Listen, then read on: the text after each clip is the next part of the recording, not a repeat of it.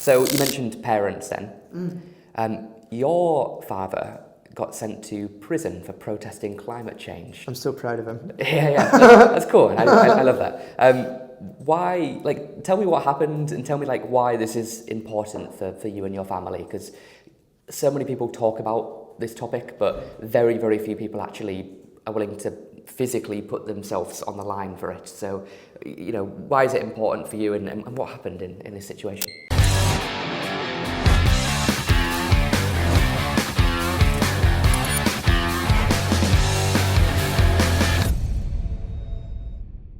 All right, Christian, thank you so much for joining me on the podcast today. Thanks for having me, Alfie. My pleasure, man, my pleasure. So, let's start right at the beginning, and I mean right at the beginning, okay? So when you were a child, you sold comic books to your parents and chewing gum to your friends at school. Tell me about this and why you think entrepreneurs tend to start early in life. Oh, great question.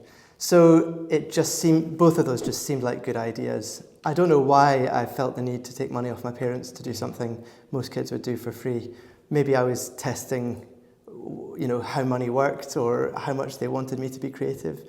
I don't know, but yeah, that takes me back quite far. I think the chewing gum venture was a wee bit more of a thing. You know, I took the bus, used to take the bus to school, and I got 20p a week pocket money. Okay. And I used to buy these bits of chewing gum for 1p. And one day on the bus home, one of the other boys said to me, "Can I have one?" And I said, "Yes, but it'll cost you 2p." Yeah. And by the end of the week, I'd made 84p, which was, you know, in percentage terms, pretty phenomenal. After inflation, that's like £1 billion in today's money. That's it. I mean, I'm not quite that old, but something like that. When my dad shut it down, so regulation. Your dad shut it down? Yeah, he wasn't sure it was ethical to take money off the other kids like that. Fair enough, I see his point. I had a similar thing where I used to sell cans of Coca-Cola at school, and one of the teachers shut it down. I almost got banned from school for it, actually. Shocking. Yeah, but it should be encouraging entrepreneurs. I know, it got to a point where I was making more money than, dare I say it, some of the primary school teachers perhaps. I was making hundreds of pounds a day in some cases. So. Wow, from Coke? From Coke? Yeah, Coca-Cola. Yeah, of course, yeah, important clarification. Yeah. Coke, chocolate, I used to bring in a duffel bag, basically, of sweets. It started with half of my backpack and it just evolved and evolved and evolved. And then everybody started doing it, the market got saturated, and then it was like over, basically. Great learnings from the age of? I don't know, 6, 7, maybe older than that, 10 probably. Yeah. Okay, fast forward a little bit more, I guess, to like proper business then. So your first business was Lingo24, a translation tech company.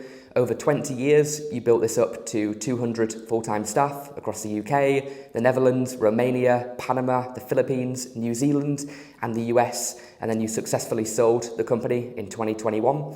That's an amazing journey, right? What advice would you give to entrepreneurs listening right now that are right at the early stage? They want to build something like you did, have a successful exit maybe. What tips, what recommendations would you give them?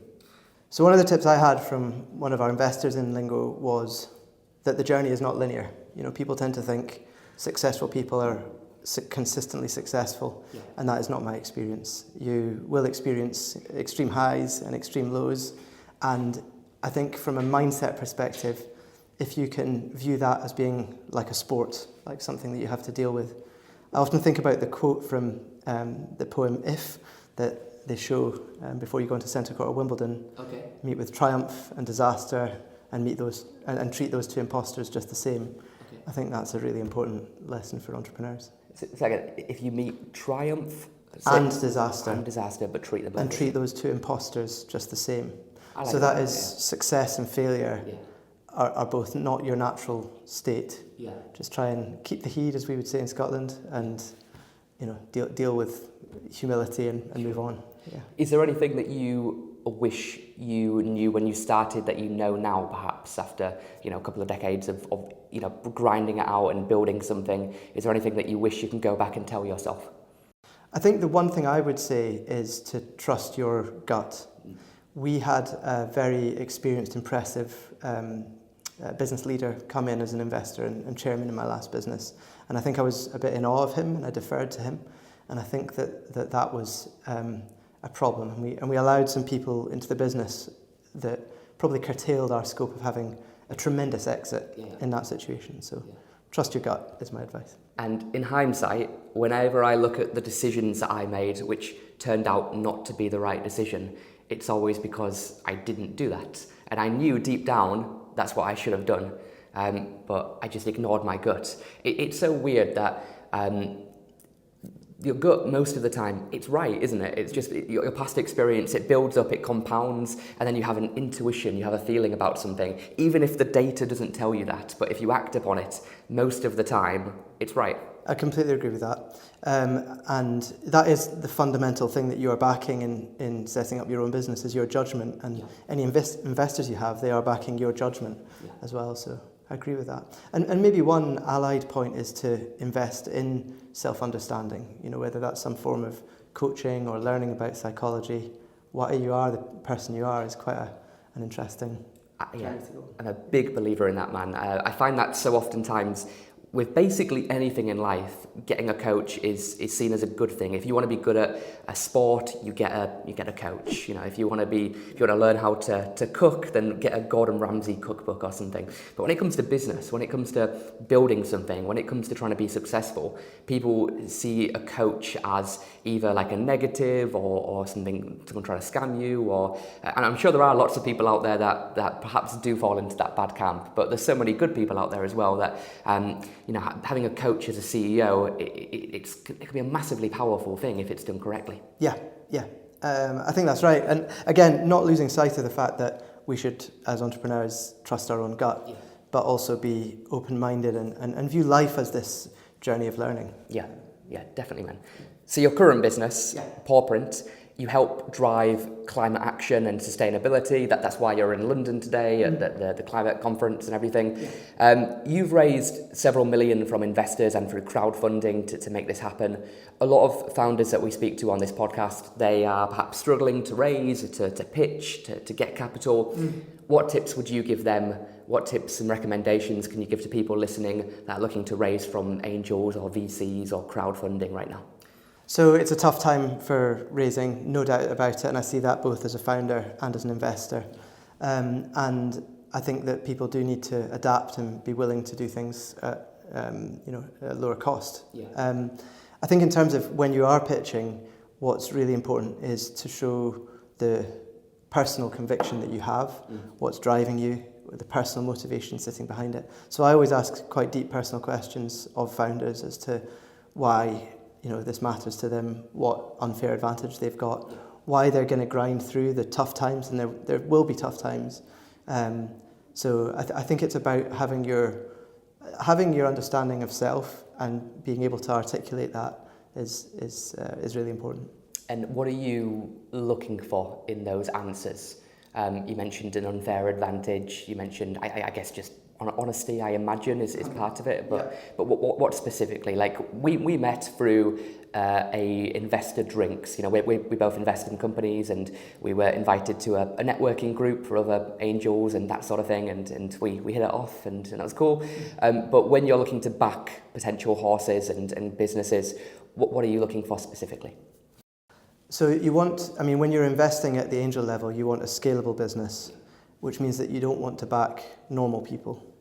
Normal people lead to normal outcomes and don't change the world. You want people who have a craziness about them, a drive about them, a spark about them, something that just might give them a chance of building a really big business. I think you also want to think about the risks associated with that person or those people.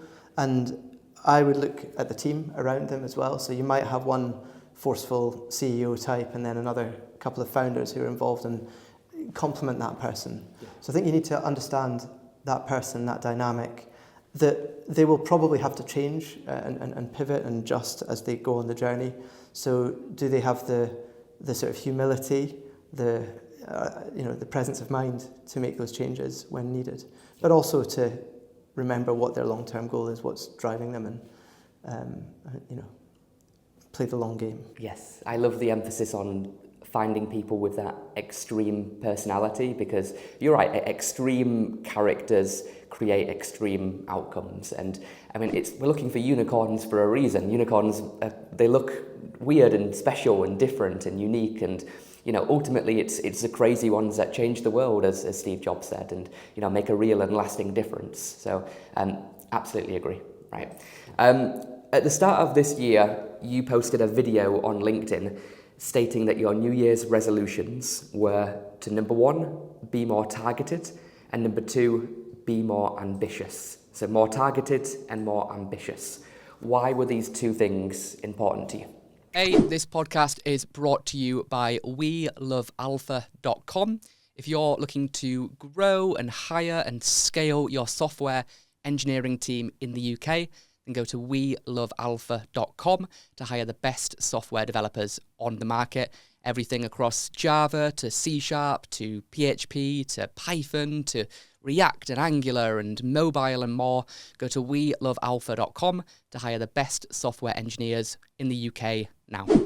So I think within the sustainability space, there is a lot of noise, and it's hard sometimes to know what's really going on, who's sincere about what they're trying to achieve, and what are the drivers within companies and indeed that individuals have. What's the term? Greenwashing? Greenwashing, yeah. And thankfully there's some regulations coming in, some anti-greenwashing regulations which support our business because we support transparent action on sustainability. So I think being targeted for me means, firstly, who is it that we want to speak to? And secondly, what is the message and the proposition that we want to put across? And how can we create value in other ways for those people? So that's the targeted side. And on the ambition side, I think one of my observations, so I've only been in sustainability for 5 years, people who I respect hugely who have been in the industry for a lot longer, 10, 20 and 30 years in some cases, are often jaded because they are very mission-driven, purpose-driven, and have a strong sense of ethics and are frustrated because the world hasn't woken up properly to what we need to do. The systems are not in place for us to do what we need to do about climate change.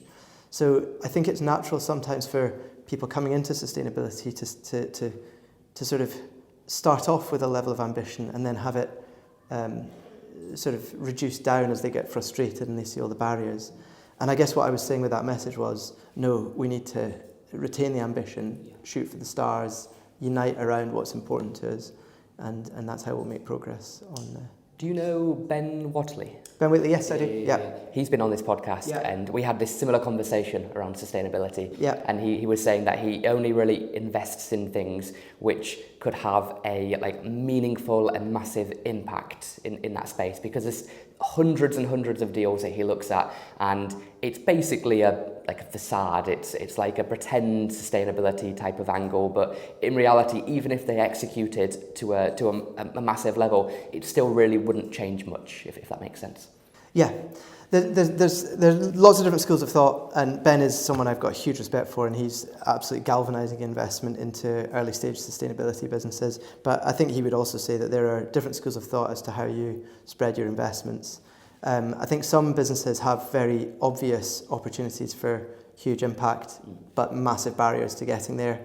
Others, it's less obvious, but they might just get there. I think it's really important to follow the VT mantra of investing quite widely, investing where you can offer relatively scarce benefit, whether that's because of your connections or your insights or your network, but just to get behind organisations that have the opportunity both to have meaningful impact on climate change and other sustainability considerations, but also, an exciting commercial return. But even if you can only add, a small amount of value, but if you've got another 30 angels which can also offer a small amount of value, combined together, it becomes like an army that's backing a founder. And when you combine their networks, their capital, their expertise, the introductions they can make, the other businesses that they run that they can plug into and help, instantly you've got, an idea which can scale very, very quickly if executed on correctly. I think that's really exciting. Yeah, I think that's the really exciting part of Ventures Together is that you have potentially up to 200 investors. The reality is fewer than that in each investment, but you'll have a few who really get to know the founder and the business well and are, at that founder's shoulder, right behind them, willing to support. But then you'll have something of an army behind them who can be tapped into by the leading investors as and when. So it's a great community. Yeah. I feel like we're accidentally making an ad for Yeah, Ventures Together. Tom will be happy. Yeah, I'll send this to Tom.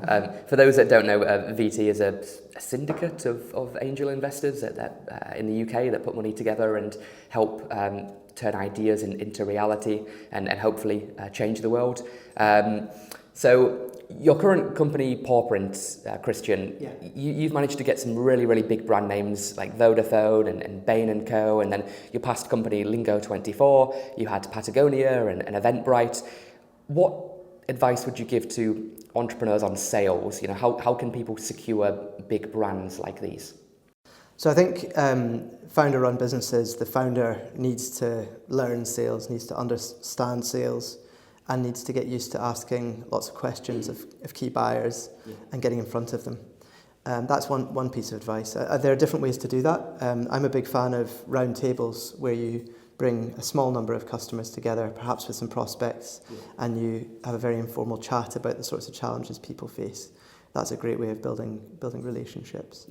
I think sales is evolving in terms of how it works, but fundamentally, so the channels to get to people, the conventions around messaging and all those sorts of things, but fundamentally, people continue to buy from people at the highest enterprise level. And as a founder, you need to understand deeply and empathize deeply with the challenges that your customers face. And once you've got a group of prospects in a room and you're doing like a round table or a dinner or a discussion or an event, are you then turning that into content, into like a white paper or into some kind of video? Like what would you recommend people do as a next step, or would they just follow up afterwards and keep those relationships? Like how would you do it if it was you personally? Yeah, so we do that, and I would say all of the above really. The priority depends a bit on the profile of customer and what channel they're used to. So if it's a very formal organisation that's used to reading long form, it might be more white papers. If it's more a younger, more video-oriented generation, then the videos, and it might be a combination of both. I think you definitely need the follow-up. You need to understand the decision-making unit within the client as well, because often, and we face this in sustainability a lot, the sustainability professionals will get very excited, but they may have limited budget. They may depend on people in finance or people in HR to sign things off. So I think it's important, a bit like that, not celebrating triumph too hard. If you've had a great meeting, there's still work to be done to get the whole decision-making unit bought in. So play the longer game, I think. It's often not a single person who's the decision maker, right? It's like a group of a collective that you've got to get on board. But if you can win one of them over, they become your advocate and your like spy within the business, trying to convert the rest of them to your side. One passionate champion is a great place to start. Someone who really believes that you are going to help them address their challenges and help the company achieve what it wants to do. A bit more of a personal question. So I've got a 1-year-old, right? And I started my business when my wife was pregnant, and it's been really hard to do both of them successfully. 2 babies. One's a real baby. One's I've got to keep both of them alive. One of them needs food. One of them needs cash flow, right? 2 babies basically. And a good lady to keep. Exactly. The whole trifecta. You've got 3 kids. Okay, so you've managed to do it somehow. How do you manage time? How do you successfully build companies whilst successfully raising a healthy and happy family? Great question, a really important question. My wife's amazing, is the number one fact. She gets so much done and is so supportive. I think time management is another thing, and that's partly blocking time off for the various different things you need to do, whether personal, looking after your own mental health through exercise or through other things, and then having quality time. One of the things that I often beat myself up about is not having enough time with the kids. But one of the realizations I've had recently is that it's not necessarily the quantity of time, it's the quality of time. I think shutting off from mobile devices is critically important. I've bought one of these K-safe boxes so you can lock your phone away for a period. And I find that the sort of mental freedom of getting rid of devices evenings and weekends, or even just for an hour, is huge. So Do you have a smart? You got an Apple Watch, I do, so yeah. you still get the notifications if it's important and you need to. Sometimes, yeah, I'll mix it up a wee bit. So sometimes I'll go, device naked, as it were, and totally cut off. I find that really important on holiday, and then you have this sense of being refreshed when you come back. That's hard to beat. With the box, are you locking it with a key, or is it a code, or how it's got a timer on it. Oh man! So you sort of turn it around, and you can decide if you want to not have access to it for an hour, for 3 hours, for 7 hours overnight. But and you might say, well, you could just turn it off. Yeah. But to me, knowing that a device is there and associating it as I do with work means that it needs to be. I need to be quite firm on that. This is a quick message to tell you about Alpha University. Alpha University is an advanced training program to help you reach success in 7 simple steps. I am going to personally coach you so that you can achieve your goals, make more money, and transform your life. Just go to joinalphauniversity.com now or click the link in the description.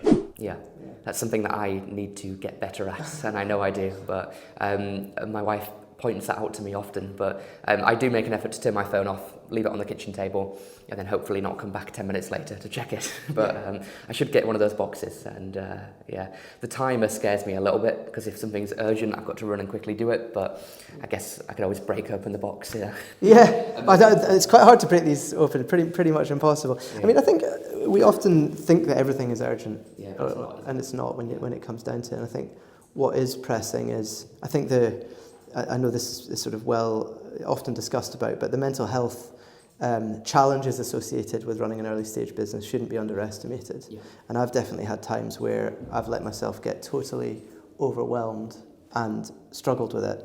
And I think that that would be one bit of advice to me, is that founders shouldn't underestimate the importance of looking after themselves throughout, because a lot of other stuff is a bit of give and take, but your health just needs to. Yeah.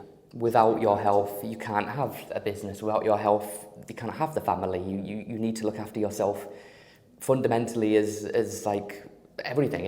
Everything stems from you being able to be healthy and alive and functioning, right? 100%. Yeah. But so oftentimes we neglect that, the most important thing, for the other stuff, when in reality it should be the other way around, really. Yeah. Definitely. And I guess you're a family man now as well, that it's like a team that you're trying to look after, because if you're really healthy but your wife isn't, if she's really struggling, that's not sustainable. Yeah. And likewise in the other direction. So I guess you're thinking about your team at home, you're thinking about your team at work. Yeah. You know, it's a tough time. As you're not there yet, but now I'm firmly in middle age. Like, you are concerned for a wider team, your parents maybe, depending on their age and all that sort of stuff. So there's a lot on people's shoulders, which makes it even more important that you look after yourself, so you can serve your different constituents. How old are your kids? 11, 9 and 7. Okay. Yeah. Wow, that's a good range though. Yeah, because they're all close enough so they can kind of look after each other as well, to a degree. It's a fun time. I mean, I think we're maybe getting into preteen behaviour in some instances, but for now they're kids, and it's just fun. That's cool. Yeah. Cool. So you mentioned parents then. Your father got sent to prison for protesting climate change. I'm so proud of him. Yeah, that's cool. I love that. Why, tell me what happened, and tell me why this is important for you and your family, because so many people talk about this topic, but very, very few people actually are willing to physically put themselves on the line for it. So, why is it important for you, and what happened in this situation? Yeah, so I think the situation for me and my mum and my dad is different. We all had slightly different upbringings and so on. For me, the first experience was falling out with my best mate at the age of 19 about how to change the world. He wanted some sort of revolution. He'd been to Cuba. That was his view. And even then I was like, no, business is the answer, which is not very rock and roll for a 19-year-old, but that was what I thought. Sure. And so I'd always had this, and this is one of the reasons I didn't want to keep going with the translation business. I'd always felt like business should and could be this force for good. I couldn't. I tried to retrofit a sense of purpose to the translation business, democratizing access to the world's information or something like that, and I just couldn't.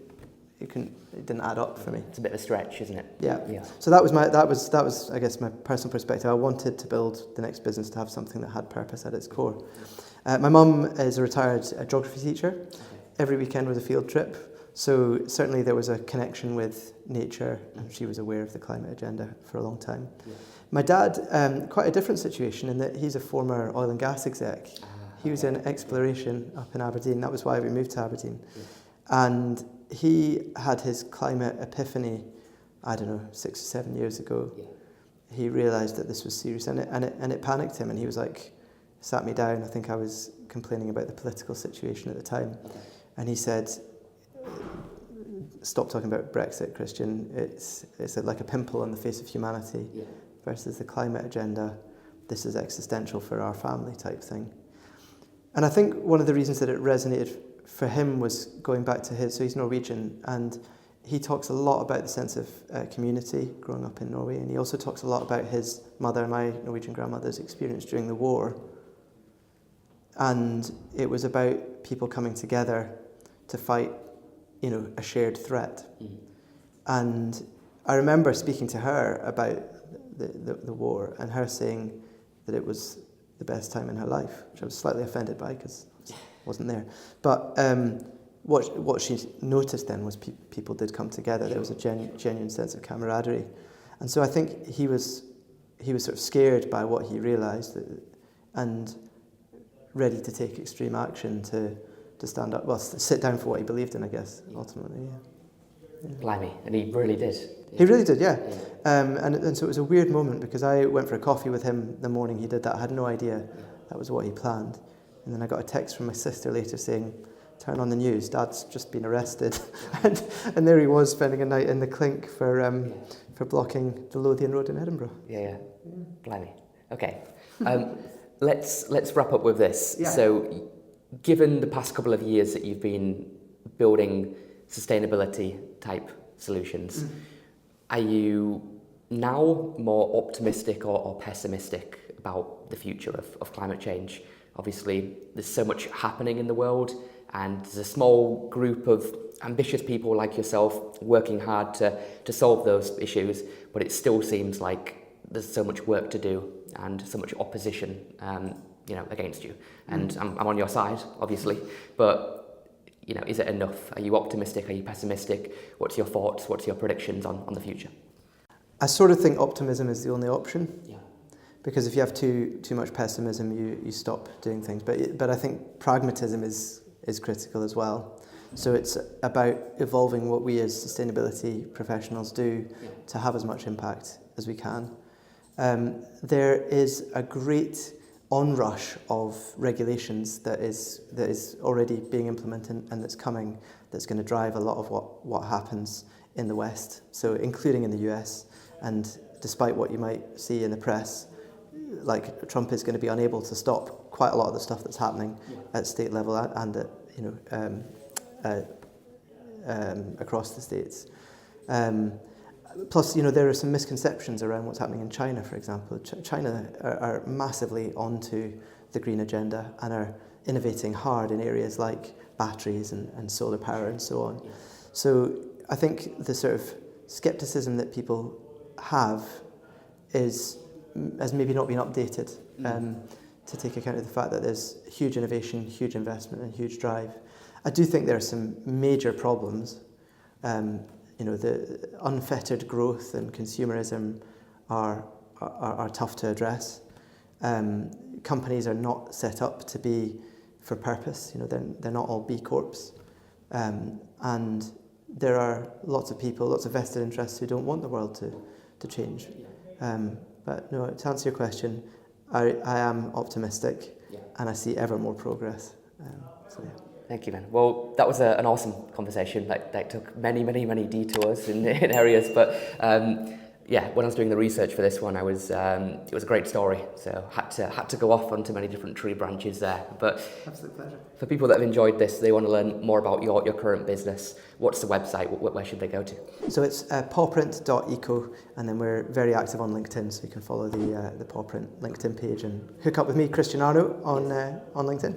Awesome. All right. Thank you, man. Thanks. Cheers. Cheers. Hey, thanks for watching this podcast. Make sure that you like, subscribe, follow, comment, etc., etc., and I'll see you in the next episode.